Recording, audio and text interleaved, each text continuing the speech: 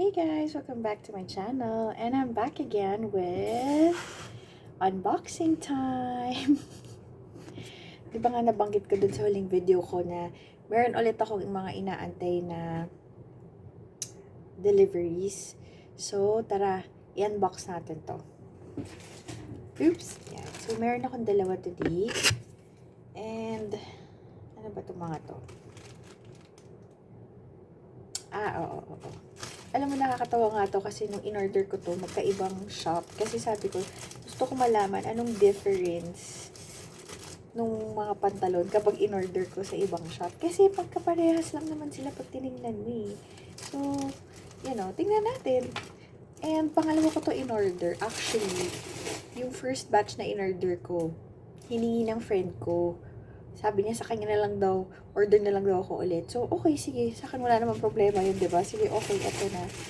So, itong in-order ko ay itong mga trousers na mga wide leg. Kasi medyo nahihilig na ako sa trousers na medyo baggy.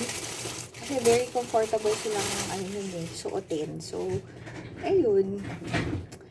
Okay. For the first one, ang in-order ko ay itong gray. Yan siya, guys. Mamaya ito-try natin siya. And sabi nila, kasha daw to sa waistline na 31 to 34, if I'm not mistaken. Or 30 hanggang 34. So, yan. Yan. Garterized siya, as you can see. And yun nga. Yan, wide leg siya. So, yan. Sine-check ko lang for any damages kasi baka mamaya punit pala, diba? Sayang. At least, kung gusto nilang ma-check, diba? Kung, at least, ito yung video na yun. Diba? So, ayan. Wala naman. Okay naman. So, ito yung gray one. Yung in-order ko na isa. And then, yung isa naman ay yung color black. Okay. Buksan lang natin. See, magkaiba sila. Kasi gusto ko talaga malaman kung pareho lang yung quality or ano. Kasi yung in-orderan ko ng una, isang shop lang yun.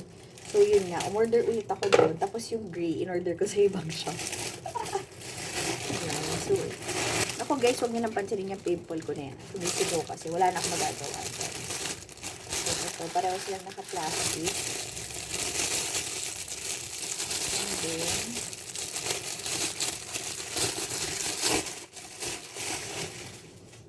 ayan siya guys. Color black naman to. So, ganun din. Yan, garterized. And then, color black. Okay. Okay naman. Okay naman yung tela niya. Sana wala lang punit ha. Kasi syempre, ayoko naman na ipa-refund pa. So, ayan, black.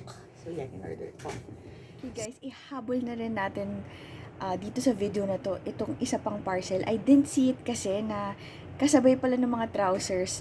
So, ito naman, excited din ako dito guys. So, story time dito. So, nung nakita ko to, I think they're doing a sale. Tapos parang binibenta nila as a bundle. Tapos pipili kayo ng colors nun. Tapos, kung ano yung matipuhan mong color, yun yung pipiliin mo doon sa basket. Tapos, iba-ibang mga bundle. So, yun. Tapos, showcase nila lahat. And ako naman, parang, oh my God. Eh, ngayon, medyo na, isa din to sa mga, mga items na nahuhumaling akong suotin. Unang-una, presko, tapos ang bilis lang, diba? Lalo na kung may errands kang gagawin, like you're gonna go to the grocery or what, you can just, use this. So, ang tinutukoy ko na item ay itong mga, nakita ko sa inyo guys. Excited ako. Ito yung mga cargo shorts, guys. Oh my God, talaga. Oh my gosh. Oh my gosh, guys. Wait lang. Ano bang bundle itong pinili ko? Bundle. Walang nakalagay eh. Pero, bundle 5. Okay. So, yung time na yun, sobrang, grabe, ang gaganda nung, ang gaganda ng mga colors. Hindi ako makapamili. Pero ako talaga, personally, I prefer dark colors.